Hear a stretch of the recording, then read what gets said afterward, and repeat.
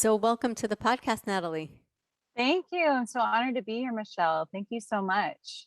Yeah, I'm really excited to speak to you. Actually, a client of mine had mentioned you, and I was very intrigued because she had mentioned what you did. And I find it so interesting. And it's interestingly enough, like a couple of years ago, I have heard about family constellation therapy.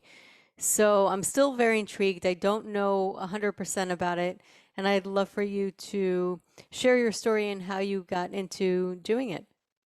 Yeah, well, I'll just say that I could talk about family constellation therapy forever and people still won't understand it unless they do it because it is very experiential and phenomenological. So it's just one of those things that you can explain and explain and explain, but until you experience it, you don't get the full Monty. But how I came into it in a nutshell was I actually suffered from an eating disorder for 20 years. I was bulimic and I was very on a spiritual path. So I thought, and I was trying every single modality to try to, conquer the bulimia and I couldn't. And then finally, I was probably in my mid 20s or so. I was teaching in Argentina, and this therapy, it's getting big in the United States now, but it started off in Germany. Well, it started off in the African Zulu tribes, to be honest, but a German then therapized it. So it was kind of big in Europe, and someone recommended it. And I did one session and I understood my bulimia on a level that I never understood it before. And that I was done.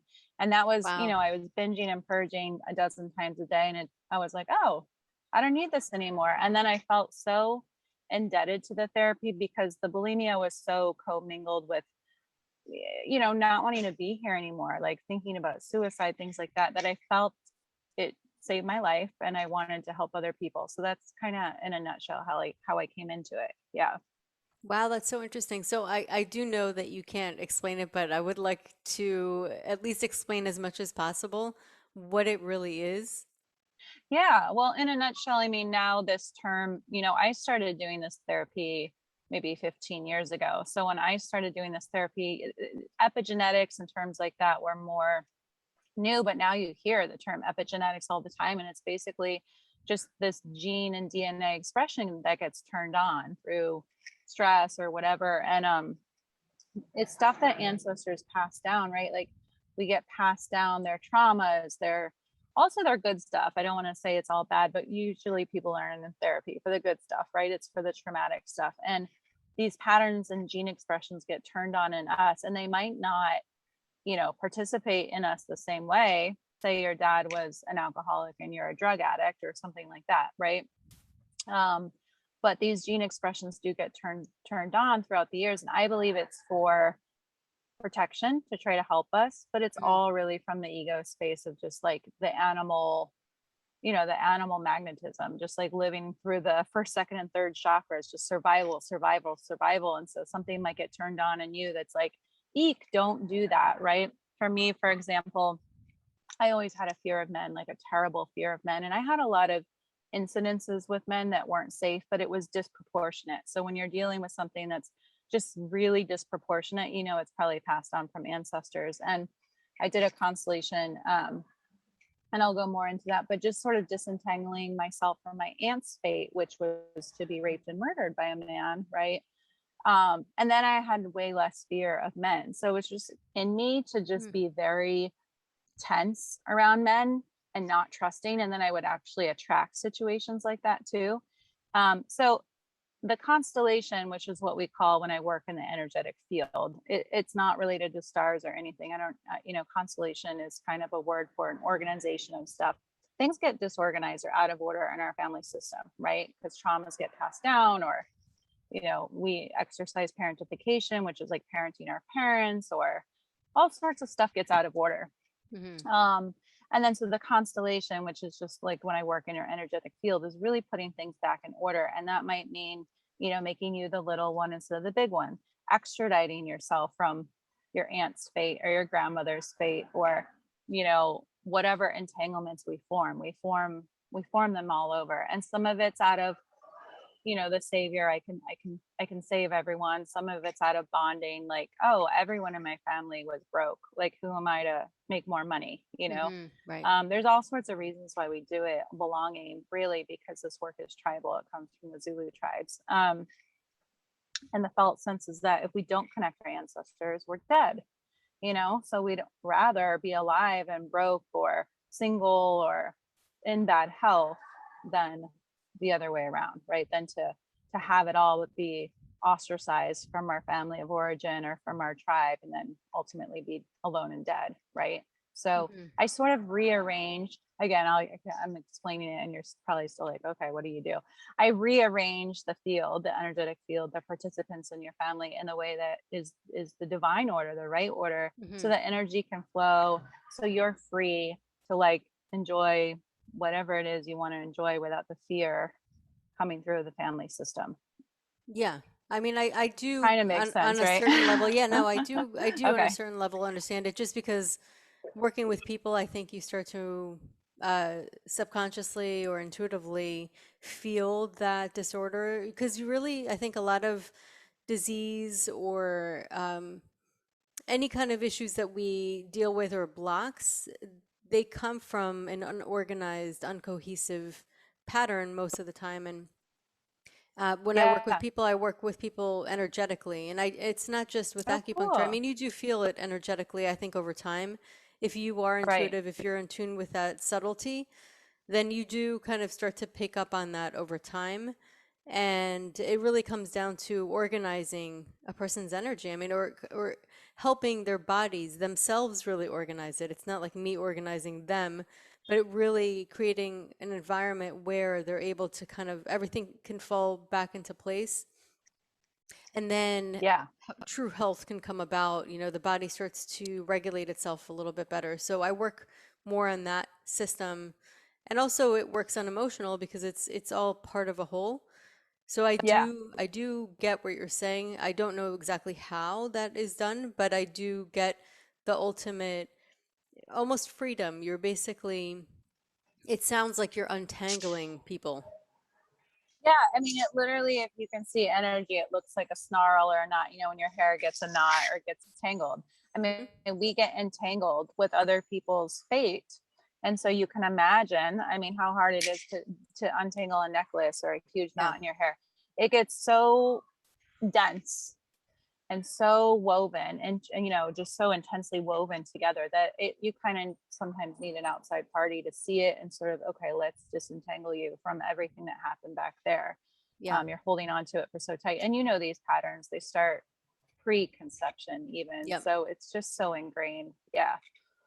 Yeah, Yeah. so actually speaking of conception, so I work with Yes. fertility, this is it's all really about a lot of times I see people coming in, with fertility challenges, and then I always ask about their trauma or previous trauma or anything that they've gone through. And many times it's not anything huge, but there's always some kind of, well, my mom's relationship with my father, he was very authoritative towards her and wouldn't let her work and be independent. So they have this like ingrained belief that once you have kids, you like no longer can have a life, or there's some kind of belief or something that goes on. And I've seen it in many different forms, or it could be from sexual trauma Yeah. or a perception or a fear, that has to do really with our second chakra. So, have Yeah. you seen that, and what have you seen connecting with fertility challenges?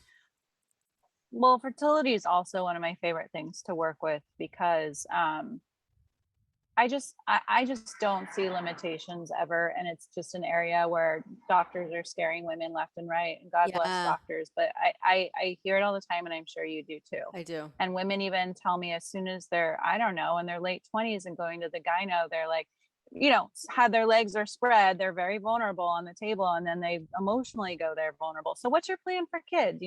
And I live in New York City where people don't usually even get married till they're 45 or something. So it's really this fear, a lot of fear running around, which really upsets me regarding it. And So I work with a lot of fertility, and it's one of the most rewarding things, as you know, because you just really, it's a mindset thing Hmm. 99% of the time that's affecting the body, really. And once you clear that, they get their little angels. So I see it all the time. I see what you know, said, where it's like, oh, well, you know, mom was a slave, basically, or, you know, dad never let her do anything, or mom was totally overwhelmed or depressed or whatever, right?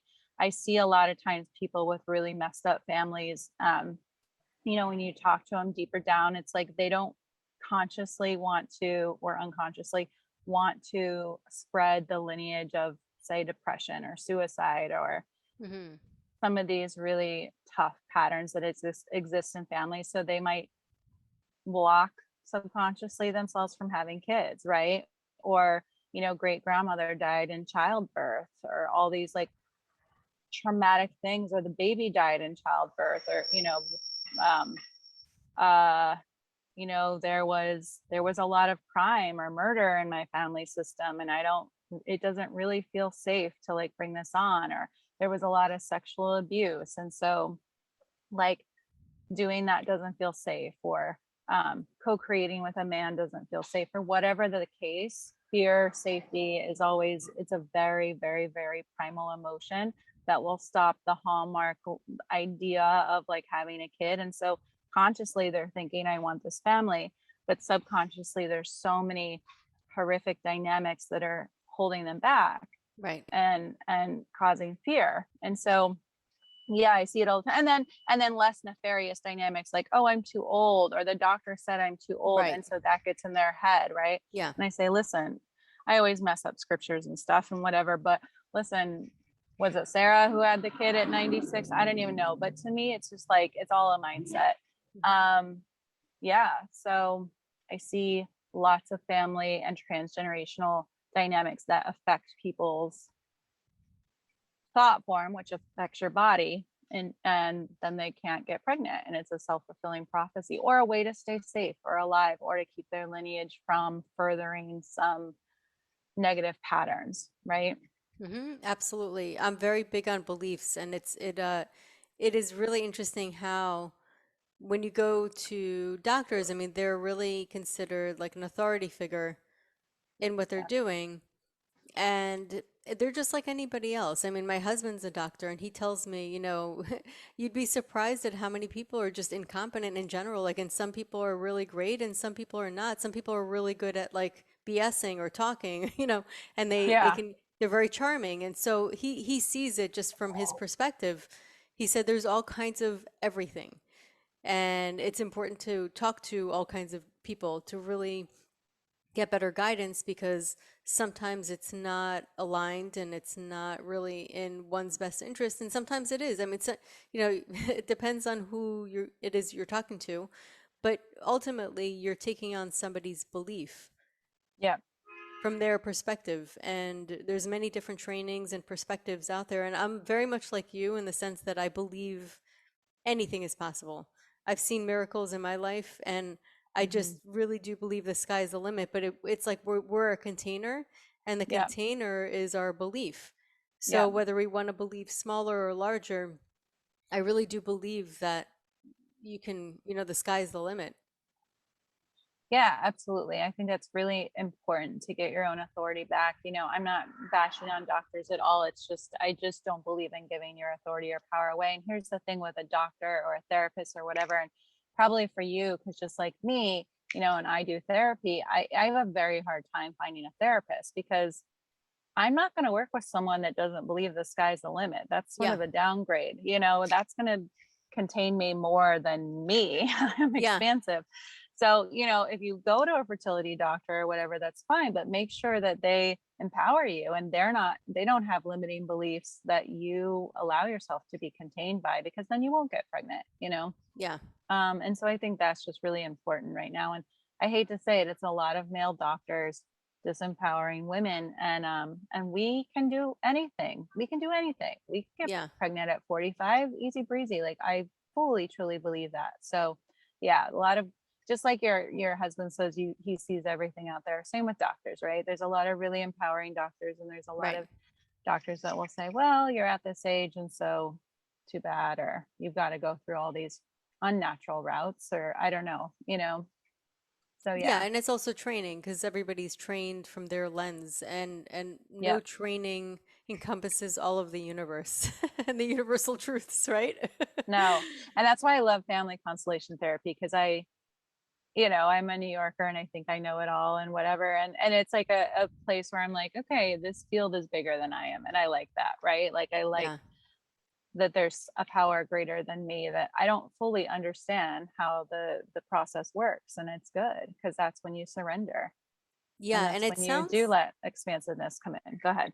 no, it sounds like you do work with intuition. You almost have to allow a receiving of information when you're working with people. Well, here's the thing. So the man that therapized it, and I love him, but think about the lens that he has. He just recently passed, but he was 96 or something. He was very old when he came into it. He had been a Catholic priest for 30 years. He Hmm. was trying to convert the Zulu tribes to Catholicism.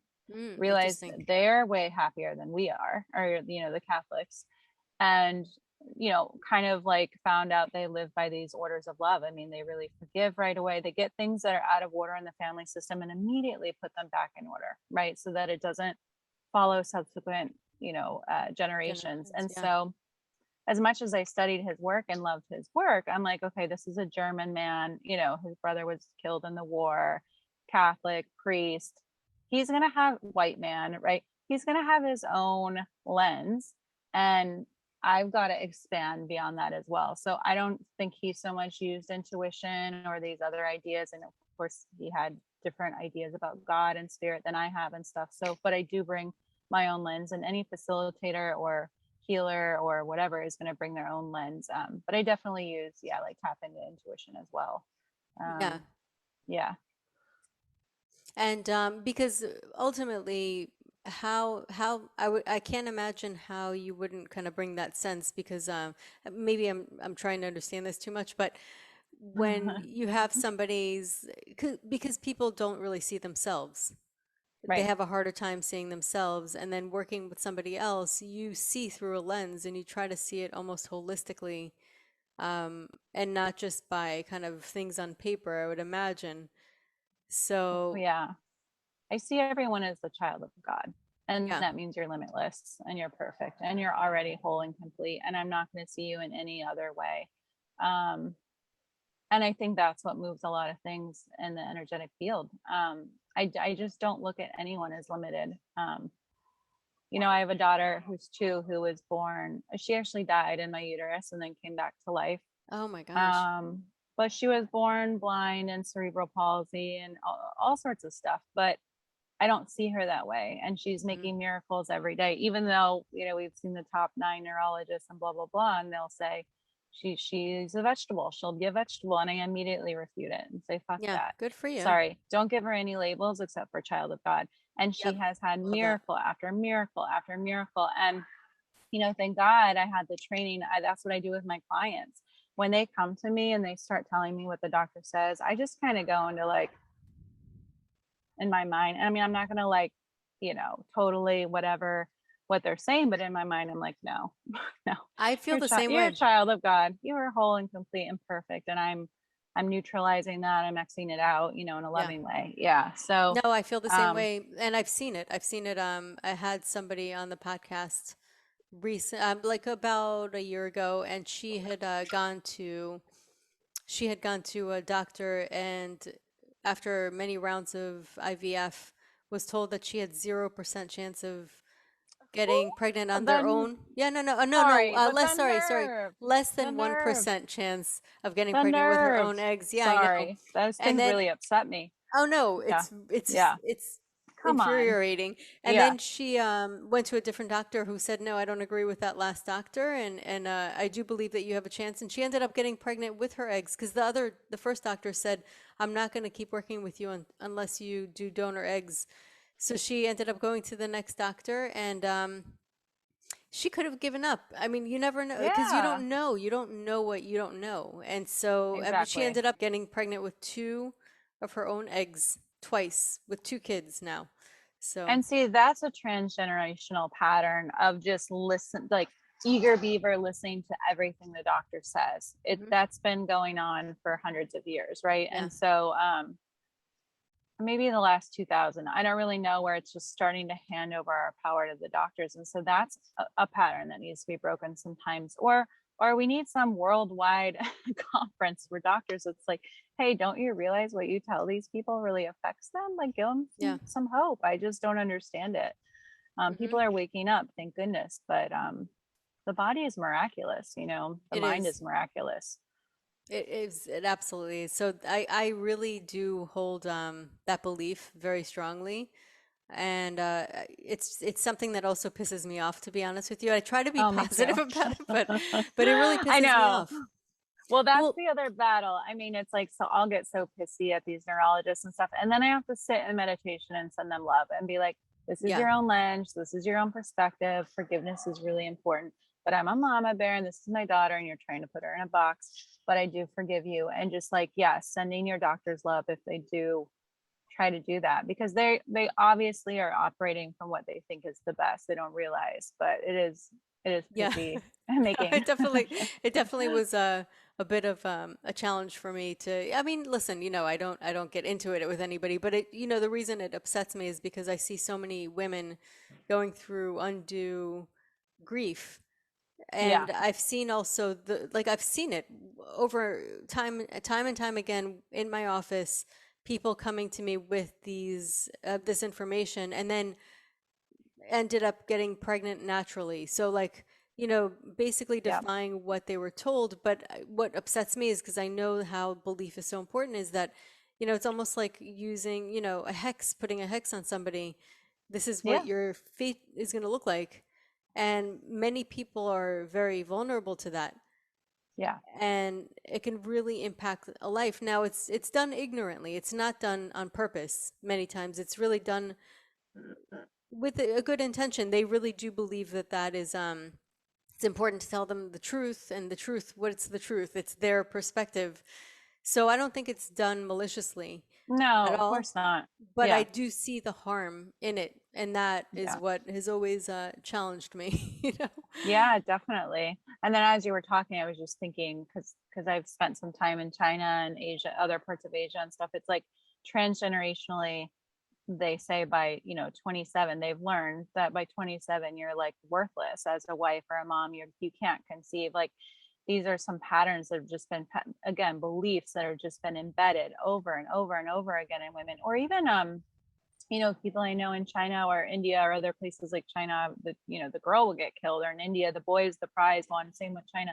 So people are, again, fearful of, like, what if I have a girl, or what? I mean, there's just so many fear-based scripts running Mhm. through us, whether it's social, I mean, the doctors or cultural or whatever. And it's just, that's the thing, fear is going to stop fertility Yeah, wherever it's coming from. it's so interesting. I mean, there's so many layers to it too. It's something Yeah. that and really it's to me when I have people come in, it's all about just giving them a better life in general. Like, and then the icing on the cake is the fertility. But really Yeah. the core is to feel whole in your body, in yourself, in your life, and having everything work well and feeling vibrant. And then a reward or kind of like the side effect is fertility, because you're getting more aligned and more balanced. But I imagine it's the same thing. It's just feeling whole. If somebody's coming to you for finances, it's more about really kind of getting them whole and untangled, and then everything else kind of Yeah. falls into place. Yeah. And just realizing I come from a place, from whether it's, yeah, fertility or money or whatever it is, that there's an unlimited supply of abundance. Like, you know, the person, this is another thing. If you're the type who's like on Facebook or Instagram, sort of jealous of another woman for getting pregnant, it's like, no, here's the first thing I want you to do. I want you to bless her. I want you to congratulate her. Do not send her psychic daggers, because that's not good for her. It's not good for you. It's going to block your ability to get pregnant. And then tell yourself, like, there's more than enough babies to go around. There's more than enough money to go around. There's more than enough whatever the hell to go around, right? And we need to get out of this lack mentality because yeah, like abundance is for everybody. It's like we've forgotten about the Garden of Eden days where abundance was, that's the truth, is it's just plentiful and it doesn't end. And then another thing that you mentioned that reminded me is like, yeah, getting women to feel whole and complete first is really important because it's not such a great dynamic to put on your kid that you felt incomplete until you got pregnant, and then you're channeling all this energy of like they were your everything, or that kid who has the parent that's just like and they have zero life outside of their own, and it's like, oh, I was completely unhappy until you came. I mean, the kid then comes into the world like, oh gosh, that's kind of a lot of pressure, mom. Hmm. Like Yeah. you were feeling incomplete until I came. Like, you got to complete your own life, and then this baby is just adds to the perfection, but to rely on them for your happiness is a lot of pressure. It's a lot of pressure. And so, and women get that way because they get really desperate and they have this idea in their head, and I see this all the time actually, where they have this idea in their head, I will not get complete until I have this picture that with this baby or whatever. And then the baby comes and then they're bitching to me that they have no time. And so it's just like over pendulates where it's just too extreme. Like they're not complete without it, and now that they have it they feel incomplete because they feel they've lost their freedom or whatever. So, oh, there's a Hmm. bee. A bee just flew in, which is fertility. Oh, really? It's a Oh, cool. I did a retreat probably 6 years ago, and this bee kept flying in our room, and it's like 9 out of 10 of us like got pregnant that year, and we googled it and it was like fertility. Oh, So that's the bee interesting. the bee came in to talk. Hmm. Yeah, so that's important too, is like really feel complete and enjoy yourself so that the baby doesn't feel that like they were your missing link and that they have to then forever jump through hoops or be something to make you happy, right? Yeah, And that's when it'll come. We all know that. That's why people get pregnant after they adopt or whatever, right? That tension or that pressure leaves, and it then the is. Yeah. natural state of abundance can come in. For sure. And it all has phases, when people are going through, because a lot of people are going through trauma, pregnancy losses, and they Yeah. don't know how to, they almost have to go through that grieving process, and that grieving process is never linear. So it Yeah. definitely takes time, and it is something that needs assistance and support going through because it is tough, and I've seen it, and I've seen a lot of my patients, they come on their different parts of the journey. Some of them are in that place where they see pregnancies and it triggers them. And then other Yeah. people that have gone past that and they're like, I used to see pregnancies and it would trigger me. Now I bless them. And it all Yeah. has its place.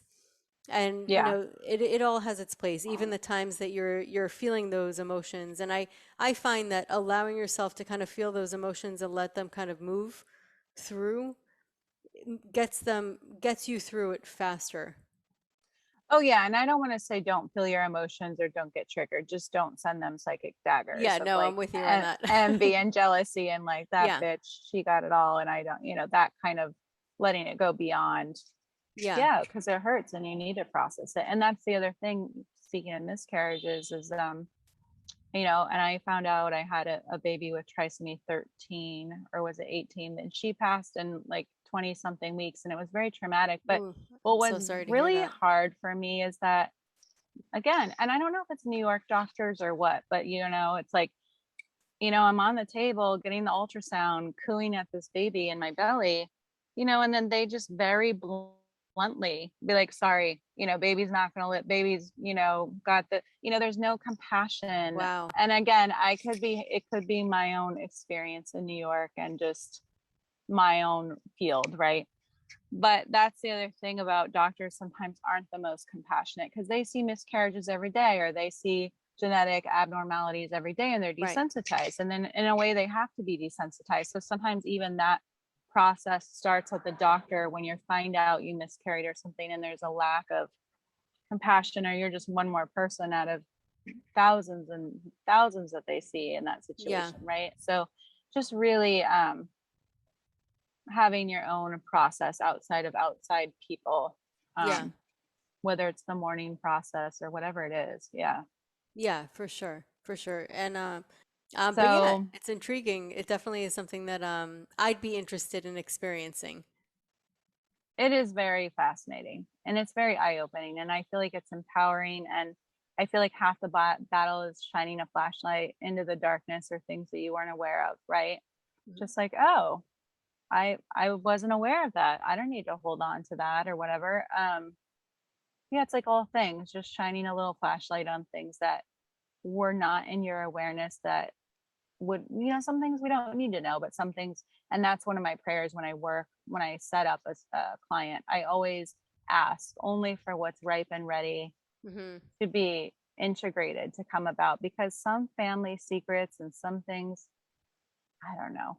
I don't think we're necessarily need to know it all, right? We Yeah. think we need to know it all and we need to know every root cause, but some things are meant to be kept a Mhm. secret, I think. I think too many secrets is not good. But regardless, my prayer is like whatever comes up, it's for the health and wellness and wholeness and goodness, and he or she is ready to integrate it, right? So it's never going to be like something that just sends you into a traumatic tailspin or whatever.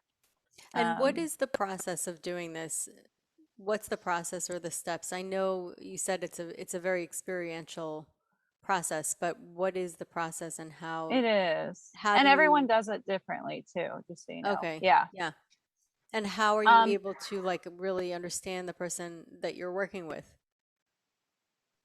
um I guess my mind goes to a different place, to a more like I'm holding a space of a container where everything is good and accepted and belongs. And gosh, I'm like, how do I do it? I mean, I have a training course that's 36 modules, and even then I keep adding to it. So to talk about how I do it is so hard, because and I've got Right. these advanced students and they're like, tell me more.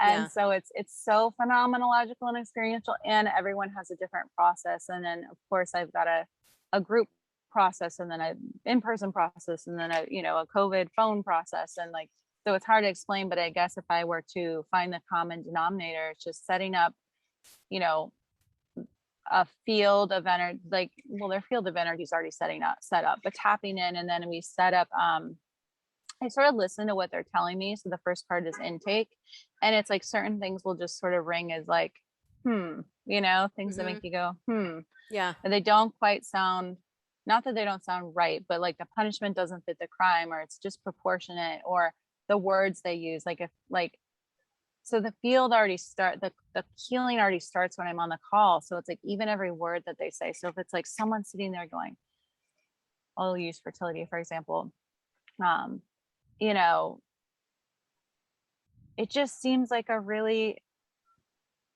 I don't know, say they say, I feel like I'm imprisoned all the time. I'm like imprisoned in my own body, and da, da, da. I don't know, say they say imprisoned 100 times. And then it's like, oh, did anyone in your family get, I don't know, have a crime or be imprisoned? And it's like, yeah, my uncle got falsely accused for murder and was in prison for it or whatever. And then they're connected to that trauma or something. I'm just Mm-hmm. making something up right Yeah, now, but yeah, that might clue me in, like a word that they repeat over and over again. That's a very extreme word.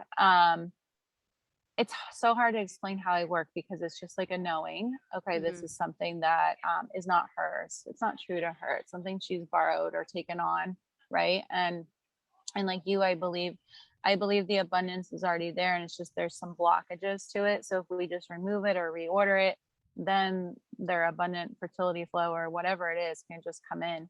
Um, so anyway, so I kind of follow my hunches, and then we just set up in the field the client and these people or situations where I believe they're entangled, and sort of hand back what's not theirs and free them. And again, it's so hard to verbalize, but that's kind of it in a nutshell, so that the love can flow in the right order again, which love flowing in the right order brings you anything and everything that you Yeah. felt lacking, right? Um, so yeah, it again, I have 36 plus modules, and I keep adding to it because I can't thoroughly explain it Yeah. succinctly. So I apologize for that. Oh, no, no need to apologize. Yeah. Yeah, I mean it is every person's very unique, but it is an intriguing thing and it's something that I'd love to experience because it just sounds really interesting and I think no matter where you are in life, you can always use entangled less to be disentangled. Because I think Yeah. over time just in life, we tend to pick up and accumulate beliefs and habits. And, we are connected, I think, really to our parents and grandparents. And we really do have that. I mean, it's like in our DNA. So I really truly believe that the more liberation we can have, the better we're able to express ourselves in life. Yeah, absolutely. I mean, we're so connected to our mothers too. Speaking of fertility, it's like a lot of us start our periods at the same age. You know, if Mhm. mom has one or two abortions, we might have one or two abortions. If mom had two miscarriages, we might have two miscarriages. Like, Yeah. we're very connected to our moms, and it's important to look at that when we're going through our own fertility process and be like, do I need to follow her in that way to belong? No, no, she's a good cook. I can be a good cook. I don't Yeah. need to have fertility issues or whatever, right? There's just so many Yeah. things that can entangle us. Yeah. Yeah, without a doubt. And so, for people listening that are really intrigued and want to experience family constellation therapy, how can they find you? So yeah, I'm not a social media person. I find it does take away from my feminine energy. So I'm like kind of on Facebook, but it's just to show a couple cute pictures of my kids. So it's really just natalieberthold.com is my website. And yeah, there's a ton of information on there if they want to learn more, read about it. Um and then there is a fertility, I actually have a course called Finally Flowing. Did you see that course? I did. I was Okay. looking at, yeah. Right. So that's totally all about fertility. And then everything else, like anything else, where there's blockages, really like money, health, love, whatever. And that's called finallyflowing.com. But yeah, I guess my website would be the best. I'm pretty much like all word of mouth these days, because my main focus is I was blessed to have these girls and I do spend a lot of time with them. So I'm not really on social media, but I am available. Mhm. Um, if anyone has questions or wants to email. Yeah. Awesome. And I'll have your website on the episode notes so people can always go there to find it. And Natalie, this was a really intriguing conversation. Yeah. I'm very intrigued, I will tell you that. And I'm sure a lot of people listening right now are very intrigued and are like, I want to know more. So thank you so much for coming on today. Yeah, thank you. Thank you so much for having me. It was such an honor. And I just like feel so great listening to you, knowing there's just like other people that really believe the sky's the limit and empower their clients just to, get rid of those limiting beliefs and then they can have it all. That just makes me so happy when I meet other women that are doing the same. And I'm sure Oh, your husband's great. He can't be married to you and be a doctor that oh, disempowers people. thank you. Is he? Is he? He's great, He's a right? wonder. Okay, Yeah, he's amazing. good. What I like about him is he's very level-headed and he Yeah, doesn't have a huge ego. yeah, He has enough confidence that he needs to in order to perform, work and help people.